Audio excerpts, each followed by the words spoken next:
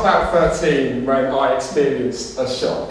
It was something which at the time felt completely surprising and something that took quite a while to deal with. It was an audiology appointment. I was sat down with an audiologist and they told me that I may benefit from having hearing aids. Now, I already have a couple of things on my face to worry about, glasses and a couple of spots here and there, so being told that I had to try out this new equipment did scare me. Now, why is that? Well, it's because up until that point, my label of deafness was something I disclosed to people as and when I wanted to. Some people I would happily tell them, some I might keep quiet. So naturally, when I had to wear these hearing aids and put these on my face, it was quite a concerning thought. I even got curly hair in my attempt to conceal them. Yes, I can't smile in photos. So I actually did that. And then what I realised is that hindsight and the fact that this haircut was such a difficult task to maintain, I realised that not only should I accept my labels, but I should also challenge them. And it's that balance which I want to talk to you about today. Because after all, we all have different labels, don't we? We're white, black, gay, straight, disabled, the list goes on. But what's more important is that we get told that we shouldn't let these labels define us. There shouldn't be this one thing that kind of puts us into a certain box in society and kind of limits us, and we should live our lives without restrictions. But I'd argue that that's not entirely possible. It's more important that actually, with these labels, we are introduced into wider subcultures and communities, as it were. And it's about surrounding ourselves with others, because when we surround ourselves with others, we learn more about ourselves, we learn more about each other, and we learn more about the world that we live in. So in my case, I naturally wanted to find more people to talk to myself. It took a while. In my own area, there wasn't that many people that I could talk to about this. The amount of deaf young people in Bedfordshire was quite limited. So I came across an opportunity with a charity, the National Deaf Children Society. They had a youth advisory board, which was about 17 deaf young people, including 18, including myself. And it was with them that I learned more about my disability. I was in a group of about 4 residentials. And it was that that really brought me out of my shell, because I realised that in order to help the charity with its aims, I had to open up to MPs, politicians, commissioners, and tell them about the struggles that that affected deaf young people in their everyday lives. And it made me realise that I learned more about my deafness through these methods, through surrounding myself with other people, than I did through any other YouTube video or blog article. I learned sign language, I was campaigning, I went to party conferences, I did so much stuff that eventually brought me out of this shell and took me away from this really, this world of anxiety, as it were. So that's what I also realised as well, those groups of people. We achieve change so much when we're in groups of people, don't we? It's when we surround ourselves with other people, like I said, we learn more about ourselves, but also it's through the power of collective action that we can bring about change. And in terms of our labels, that's how we can change things. We can work together as a group to make sure that the labels such as deaf, disabled, white, black, they truly represent us as a group of people. It's about using our collective action to change labels and change our narrative. So in terms of my labels then, now, as you've probably heard, I'm more than happy to tell people that I'm deaf or hard of hearing. Sometimes I have to interchange between the two, because hard of hearing can sometimes lead people to imagine that it's kind of like a lighter level of hearing that you commonly associate with older people. Meanwhile, if I was to use something along the lines of deaf instead of hard of hearing, people might assume that I'm profoundly deaf, when actually there's different levels of deafness. There's mild, moderate, severe, and profound. So with that in mind, I kind of use those two interchangeably. But one that I'm reluctant to use, and I don't use as much, is the label of disabled. And that's because I don't really see my deafness as a disability. I see it as things that allow me to achieve anything that I want to. But with that in mind, with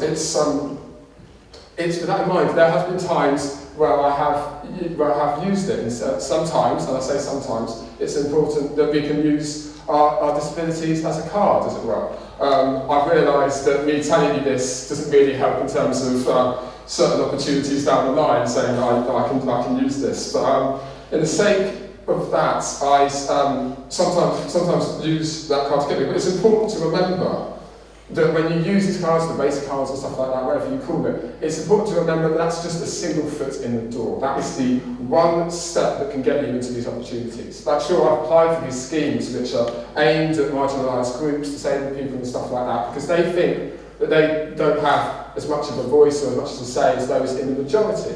But it's important with these sort of schemes, and I've come to realise that as much as it is important that you go for these schemes as well, you need to make sure that you tell them it's not just about that. It's not just about the thing that is down on the piece of paper. And that's why I've been reluctant to tick the word disabled on job applications, because what you see on paper is more than what you are as a person.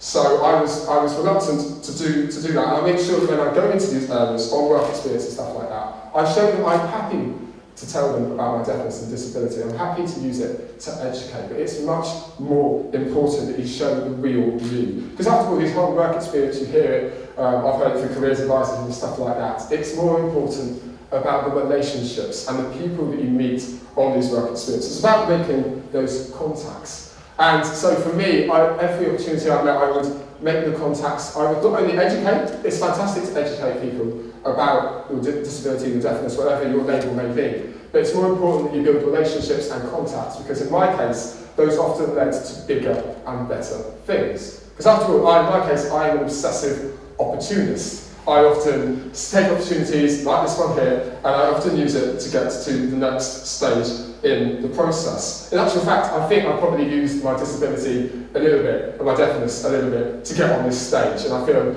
a little bit about that, but we'll roll with it.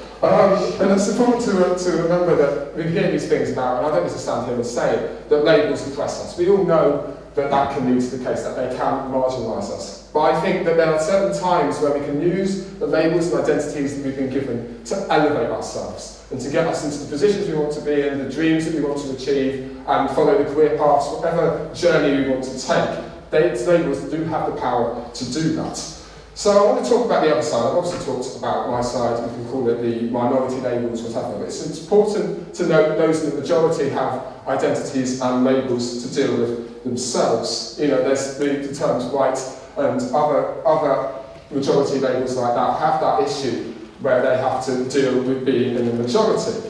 And it's important to get that perspective, but then also it's important to remember that they actually have a platform. Whilst minority people, as I've said, have to work on using that platform to get them into a position where they can achieve change and educate people that they're with, the majority of people don't have to worry about that, because they are already in a position where they've got large groups of people and they don't have to worry about achieving change, because the amount of people that they have, they're not as small as the smaller communities, and that change doesn't need to be so important to them. So what can they do about it then? What can they do with that? They need to use their platforms to give a voice to those that don't exactly have it themselves. It's about using that platform for good, and I believe we can do that.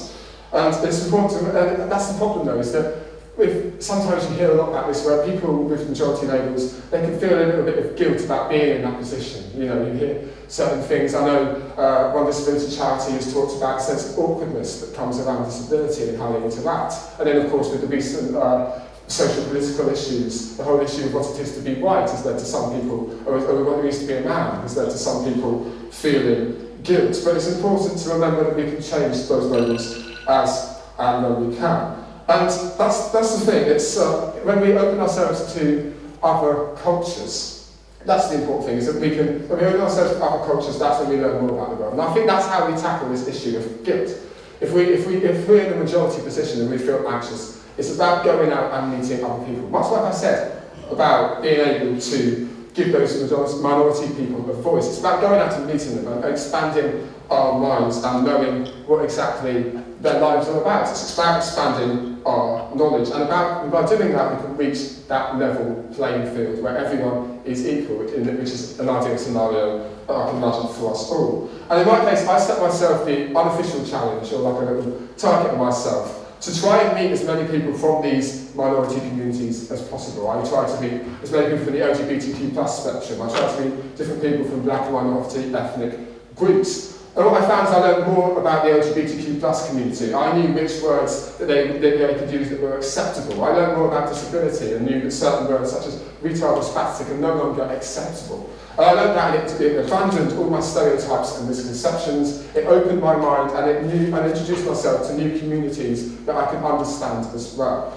And that's incredibly important. But of course, it's all very good talking about the individual labels that we have and the expectations that others bring on to us. But it's important about the expectations that we bring on to others.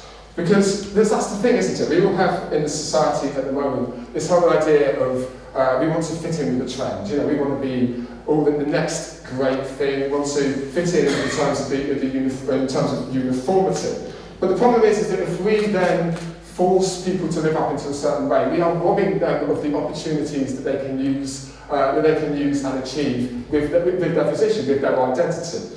And so if we then give them expectations and this desire to fit in, it gets in the way and it leads to them becoming a person that they are not. In my case, I was a socially awkward, I said at the start that I was a socially awkward teenager. So I had to embrace the label of socially awkward, or more specifically, dyspraxia, and embrace the labels that came with that.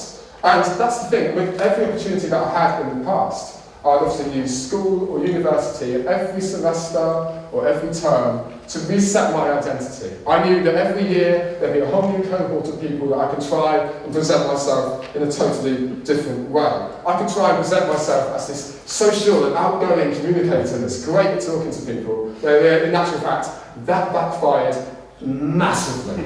So it's, you know, I tried so hard to be that kid that wouldn't be seen as the kid in the library that spent all his lunch breaks reading the Harry Potter novels, reading all these books, you know, and just seeing someone that's quite shy. I tried my hard to present myself as sociable, but I know that led to me just failing completely and becoming someone that was seen as a try-hard, or again, someone that I wasn't. And that's important. It's not about fitting in. It's not about trying to become this person that everyone thinks we're supposed to be. It's not about becoming this kind of one archetypal human that's supposed to be amazing at everything and supposed to be these good communicators. No way is it about that. It's more about, as I said, using the platforms that we're given to change the identities that we have to something that we're happy with. You know, if I felt uncomfortable being socially awkward, but it wasn't the right answer for me to then become this great social communicator. The answer was trying to find a way that I was comfortable with being socially awkward. And in actual fact, like I said, this whole idea of TEDx, this is probably the reason that I'm on this stage. But it's important that this is a platform. I'm using this platform to educate you all about my disability, I hope. So that being said, I've gone from being a shy 13-year-old, as I said, to sometimes using my label to achieve these new opportunities. And that's the thing, it's not enough to embrace these. That's the important thing. It's not enough to completely embrace our labels and be happy with it. That is a good thing, we're happy to accept our identity, but it's more important as well that we challenge the bits that we don't like. You know, it's more important that we find things that we don't like and use our collective action, like I said, to challenge those things. So that's my story. You know, I've gone from being this shy person to someone that's standing in front of the stage and talking about my journey. But it's important to remember that we all have our own stories. We all have our own stories to tell, but it's important to remember who actually is in control of our stories, because there's so many people, I'm sure you'll all agree, we have friends and family members in our lives that can shape the way that we live our lives. You know, we like to think that we can choose our own career path, we can choose the friends we make, we can choose the people that we choose to surround ourselves with. But the opportunities and the career opportunities, the work experience, whatever, they all come because they are offered to us by other people. And that's important to remember, that we then choose to accept that. It's almost like, if you want to think of it as a book, it's almost like we are the editors, everyone else is authors. We can choose what we want, but the people that actually make the story and rewrite it for us are the other people. And this is an interesting thought when you consider the words or the quote from the motivational speaker Jim Rohn. He said that we are the product of the 5 people that we surround ourselves with the most. Now I'd like you to think about that and think about who your 5 people are in your world or in your lives that have led to you, shaping you into the person you are today? What are their contributions? And are they a positive one? Or are they something you maybe need to ask them about and see what contribution they are providing to your life? But that's the important thing, is that we need to learn when to embrace them, because when we embrace it, we have the power to change our future. When we choose not to accept and not to deny, we can construct ourselves a future based on other people's suggestions, but by editing it ourselves, we take ownership of that. And that's the thing, we are all editors, as I keep saying. So it's time to take out our pens, question ourselves, and question the identity that we've been given. Thanks very much for listening.